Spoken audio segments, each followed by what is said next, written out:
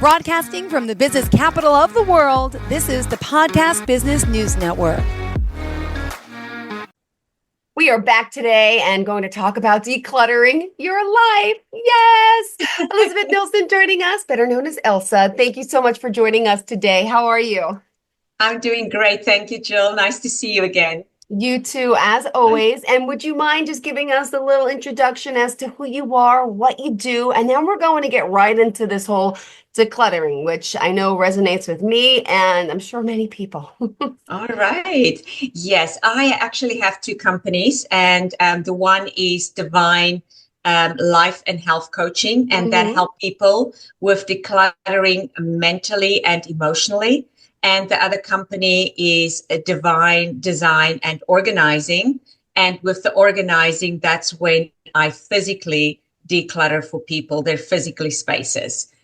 So it's all about clutter. It doesn't matter if it's your physical space, your mental clutter, or your emotional clutter. We just get it all out so that we can live our best lives. Beautiful. Well, we're excited that you're here today, and we're going to break this all down because what exactly is clutter? Go ahead. All right. So clutter is anything and everything that makes your space look untidy, and it just swallows up the space, and it also clouds your judgment. And all of that physical, mental, emotional clutter, what it actually does to you is it gives you a lot of stress and anxiety. And that's how we define clutter. So it's not just physical clutter. We're talking it's mental clutter as well. It's the same thing, right? Yes. It's all in the same category. It's just different. It's all the same family, but it's different categories. So what do we have to do to get rid of this clutter in a sense? Okay, so the simple antidote to that is just to start decluttering.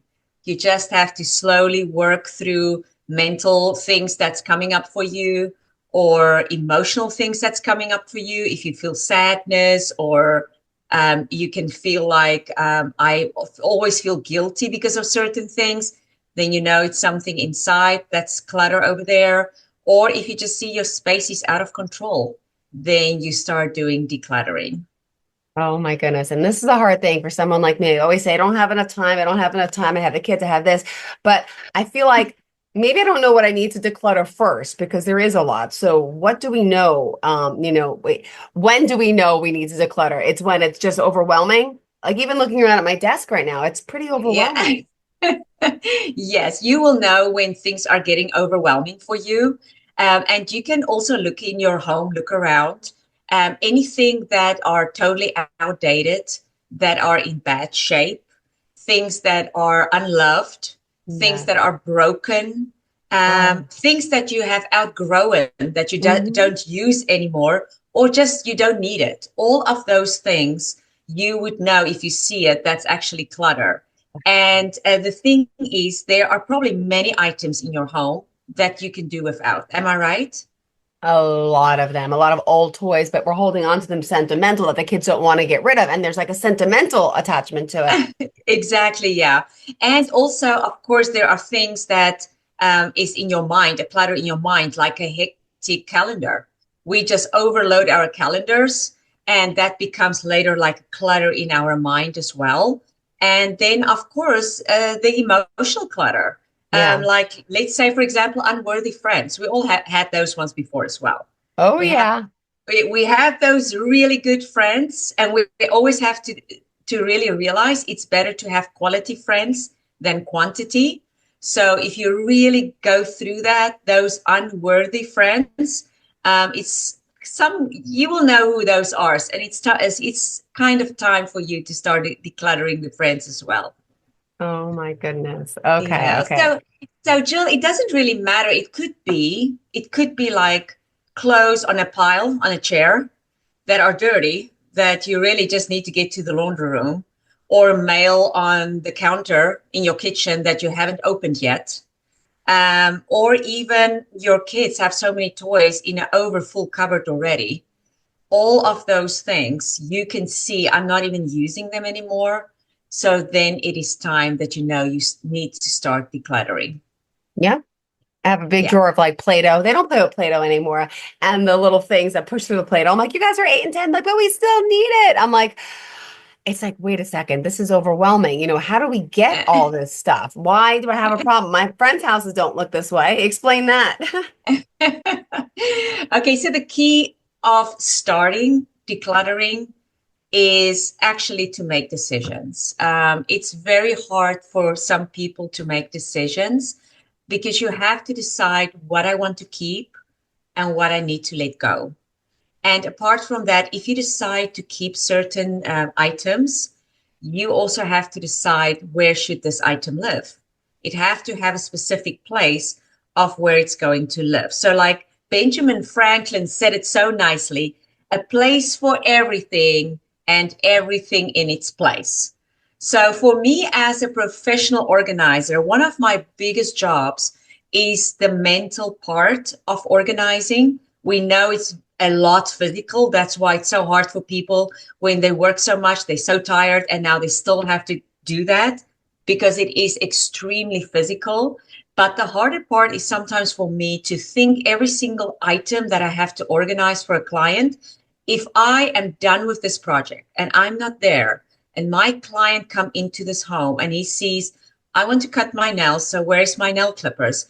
I must be able to think, where is my client going to look for that nail clippers? And that is where I have to have that allotted place for it. And that is what I have to do with so many different items, just that there's no confusion for my clients. So it's a lot mentally. So if you're going to do the organizing yourself, you have to make yourself ready that it is going to be a lot mentally as well to think where to put that specific items. And also moving forward, after you decided what you're going to keep, you've got it in the place, it's always important for you to remember when you used anything to put it back in its allotted space the moment that you are done.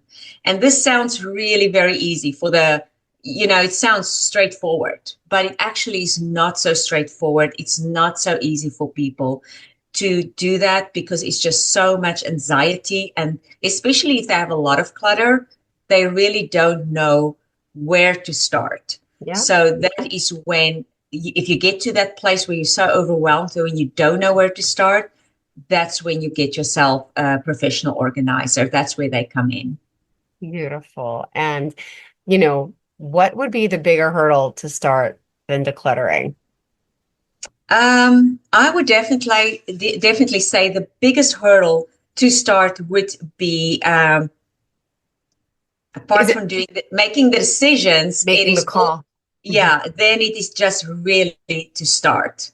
And you have to have motivation to start. So how are we going to start? We are going to maybe start by look at Pinterest, make a Pinterest board, look at a space that looks beautiful for you, how you would like your bedroom to look like, and make that as a very important, like a vision board for you. Jill, you look to me like a very successful and accomplished woman. Have you ever made a vision board for yourself?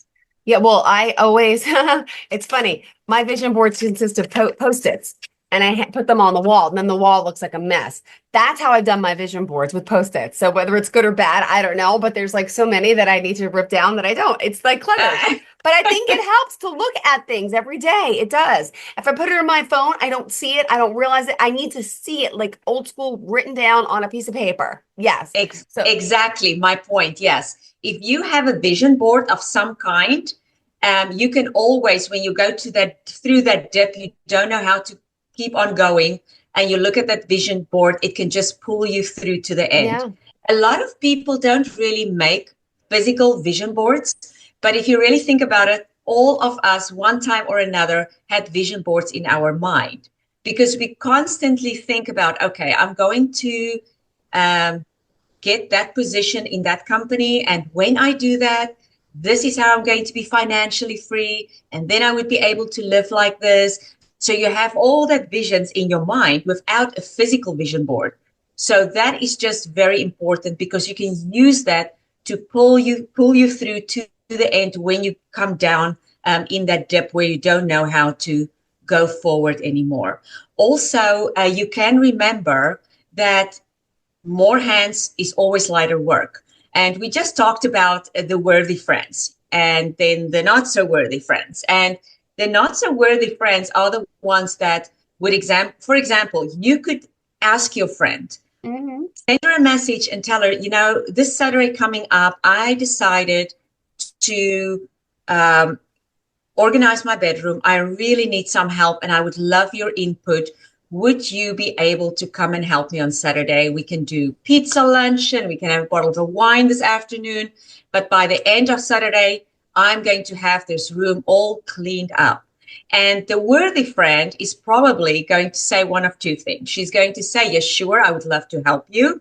Or she's going to say, you know, I have something on this Saturday, but I've got 2 other dates on Saturdays that I have open. Will any of those 2 work for you? Yeah. And then you can just move it there. The unworthy friend is not going to be interested in your well-being, and she's just going to make a big excuse of why she can't help you. But lighter and more works always make lighter work. So it's just good to have a friend or somebody to be able to help you if you feel I can't do this on my own. Yeah, I can't myself. But you mentioned, you know, when people finally make the decision, also, what's the, you know, do you actually sit with them? Do they choose what to keep, what not to keep? Or some people give you full reign? You know, how does that process work? Because people get a little weird about their stuff and where it goes. Yeah. Do you have clients that say, just take the reins, or do some want to work with you step by step? And is that okay too? Yes, both of those are okay. Most of my clients would love to be with me in the process because they're learning how to do it. So when things go a little bit out of hand, when I'm not there anymore, they know exactly what to do to get it back into place. There's also certain things like when you do a closet that you cannot decide for them which clothes are fitting them still, which ones they love, which ones they don't. So that is something that they definitely will have to be with me with the purging to decide, make the decision to declutter. Then when the decluttering is done, I can organize it on my own. They won't really organize it. I will afterwards show them and tell them exactly what I did step by step so that they would know, you know, the clothes are color coordinated. This is where the summer ones go. This is where the neat clothes go. That's where my everyday clothes are, or my blazers. Then they would understand the system. And of course, you would do labeling and stuff like that. But for the decluttering, they normally with you because I can't decide this big teapot of her aunt is now too old, it can go. If she has sentimental value in that and she wants to keep that, she needs to be able to be there and tell me, no, I'm not going to purge that. I'm going to keep that. So that is something that you definitely have to give attention to. Got it. Thank you so much for that. All right, because that's another question on my end. I'd be like so scared to let someone touch my stuff, but then maybe I need to because I don't know. But anyway, you're saying this is all about physical clutter, right? But let's talk about that emotional. What's really going on behind these objects, really? What do you find a lot of times with your clients? What is their mental status? What are they missing? Well, I'm one of them, so I could say it. Yeah, there's not, and I have to tell you, emotional and mental clutter. A lot of people think, "Oh, well, I'm weird. There's something wrong with me. I don't know. You know, I don't want to reach out to a coach." I want to tell you guys, 98% of people have emotional and mental clutter. You are not weird. There is nothing wrong with you. That is part of life. Things are happening in your life. Some of it you're going to be able to talk about and get over it. Some of it's going to stay inside. And that's just why it's building up clutter. There is nothing wrong with you. So when I, for example, have a client that I'm coaching through emotional or mental clutter, we will just really go very deep to find why is that person so sad? Yeah. Why does he feel resentment towards somebody? Why does he always feel guilty? We just go really deep to find what was the cause of that. And when we know, that's when we bring it up to the surface so that it's more clear to my client and that they can see it more clearly, that they can accept it. And then we normally do like a self-forgiveness statements and self-forgiveness process, because a lot of times when things stays like that and we're sad about something, it's because we took it on ourselves. And actually, it's not your fault. So if we go through that self-forgiveness statements and things, then that's where my clients can really start healing. Oh, thank you. And the moment that they heal, that's when they can start organize their mental and their emotional status as well. And that is when they are really getting into a better place. Well, it sounds like, are you part like, well, you're coaching them through this. I can't say counselor, but you're both, right? Yes, yes, yes. Yeah, it Oh, is. Coaches are extremely well trained these days. We, for example, certain ones, when you're a master coach, you can also use a psychotherapy tools. You're not a psychotherapist, and when there's a big T trauma, of course, you will not touch on that. You will refer your client to a psychotherapist or a psychologist. But if you see small T traumas, your yeah. coach can totally heal it, and it's not so traumatic for them. Wow. But Jill, I would like to touch on something Sure.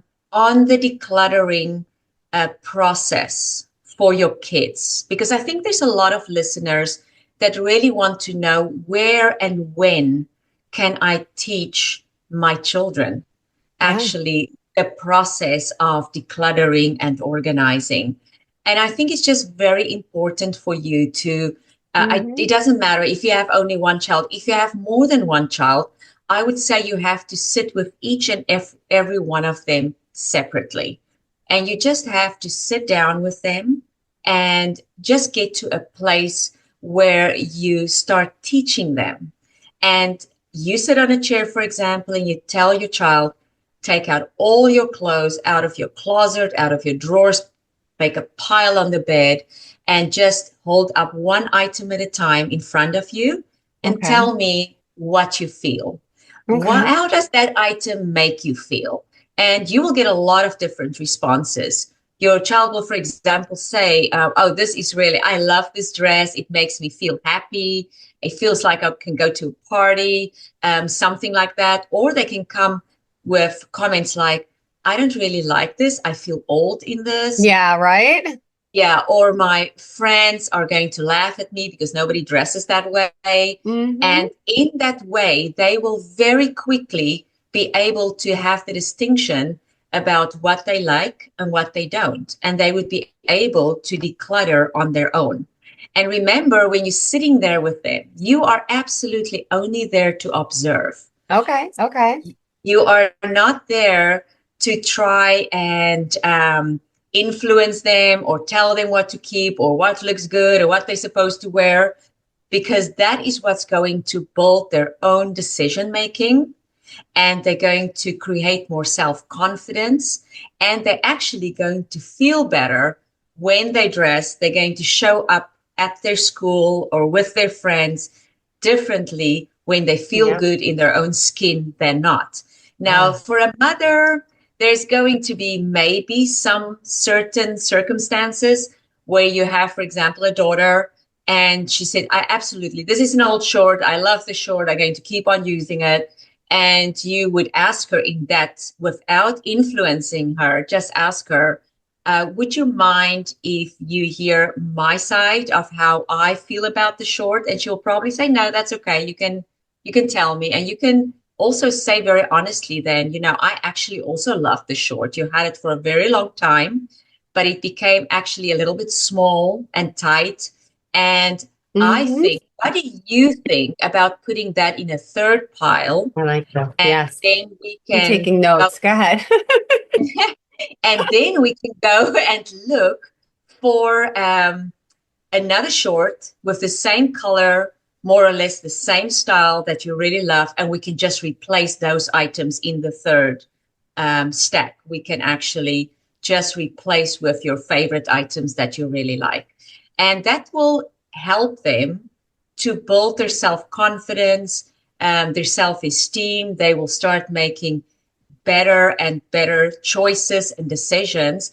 And before you know, they're actually going to, with you just started with their clothes, but then they eventually going to go and say, you know what, this closet is so overfull with all these toys that I haven't used like in 5 years. Maybe I can take some of that out and donate it to somebody that's less fortunate than me.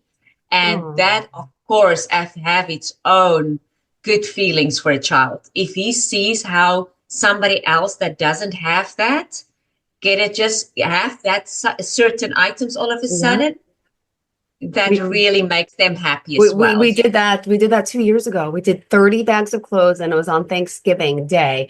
We went to the shelter and I videotaped it. It was great. My kids and the lady gave us a tour of what it's like, where the children live, where the common areas, showing the food pantry to try to let them know we're helping children your age. It may even be in your school. And it was just so nice. I thought that's fantastic. And then that's what I agree. And that's what I've done with my kids. And when we have to repurge now their clothes again soon. And that's what I got goosebumps, what we'll do again. So they realize, wow, we really are fortunate. Wow, look. Yeah. And I can make a difference. I can make a difference. Yes, that is absolutely incredible. Yeah. So they will, on their own, they will start wander out and they will start with the toys. And you will be surprised. They will even start on their own, decide, I feel good in my skin. I feel confident. I feel loved. I did something well, something good. But I don't feel good with that specific group of friends. Because that specific group of friends are bullying other people. I feel uncomfortable with that. I would rather want to hang out with that other group. They are supportive. They make me laugh. We have a good time together. And in that way, they will even start sorting out all their friends, their worthy friends again, and the unworthy friends that they don't really need in their lives. And they would be able to see that for themselves, and they will have the confidence to be able to step out and do that as well. Please said. Thank you. We still have more time, sweetheart. Let's continue. Just want to remind everyone that we're talking to Elsa Nilson here about decluttering and all the work she can do. Just curious, are you doing this only in your state? Are you doing it virtually? Well, the cluttering, physical clutter, I do that physically.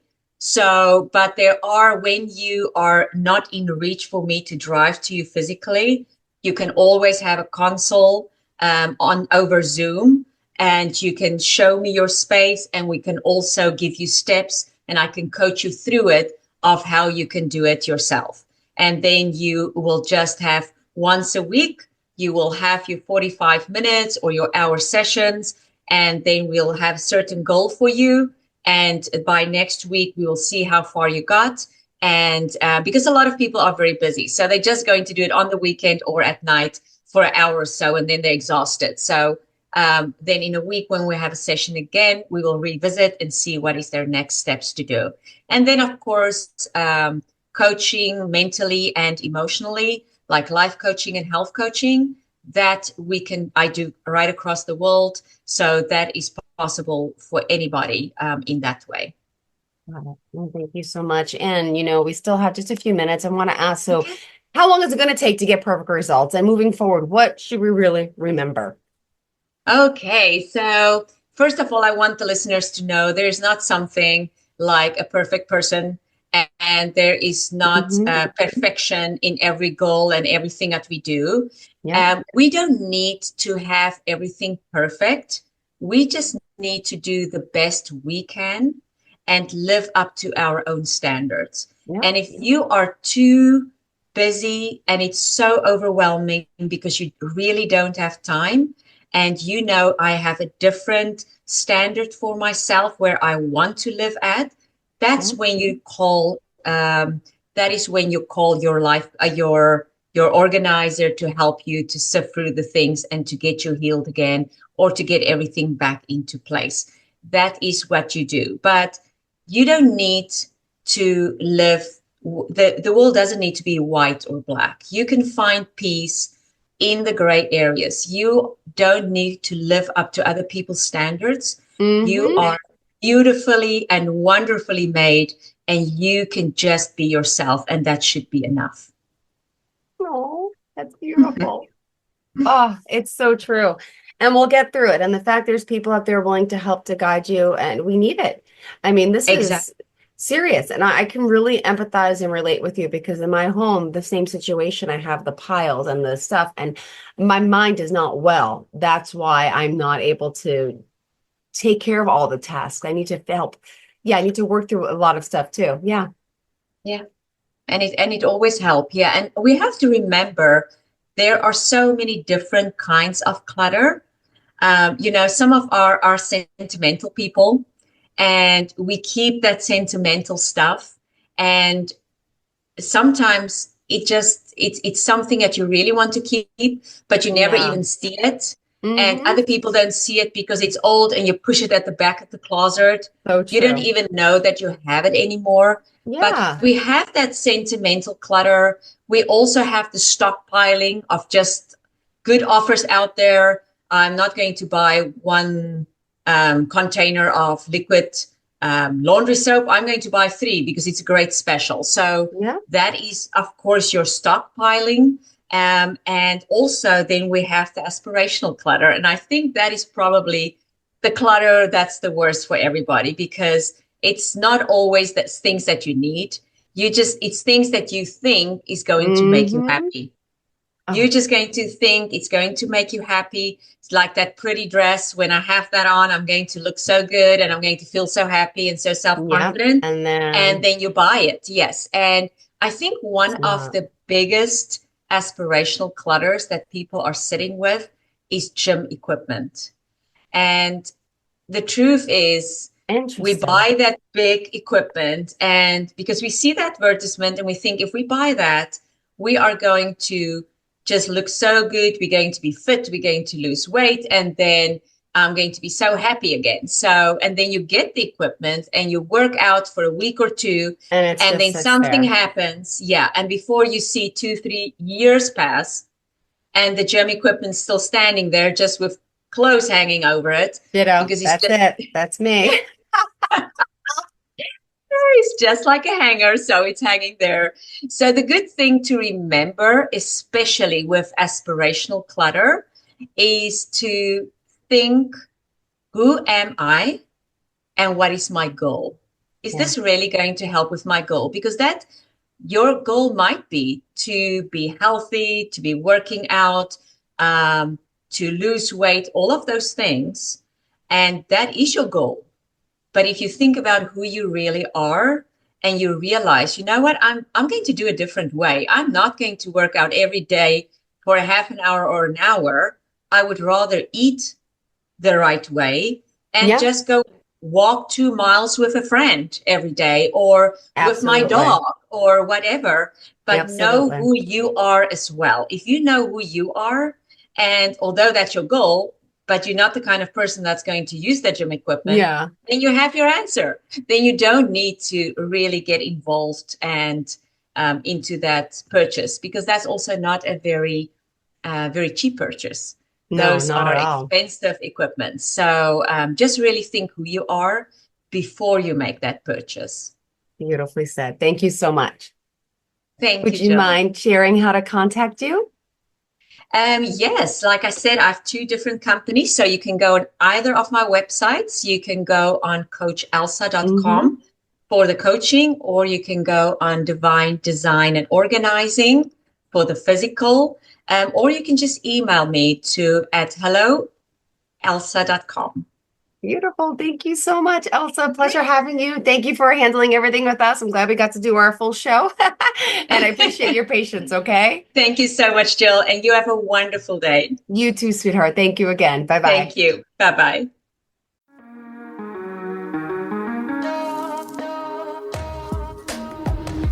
Broadcasting from the business capital of the world, this is the Podcast Business News Network. For nearly 2,000 severely injured veterans, everyday life has become filled with barriers.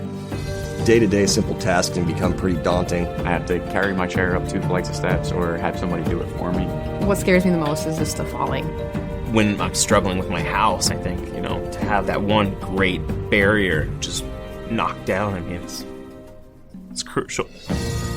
Home for Our Troops is a wonderful nonprofit that builds a Mortgage-free, fully adaptive, handicap-accessible house. And there's no catch. It'll be our very first home that we've ever owned. This is a game changer. This is where your life begins again.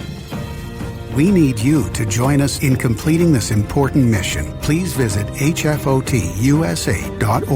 and help build homes and rebuild lives. Because of you, everything's going to be okay.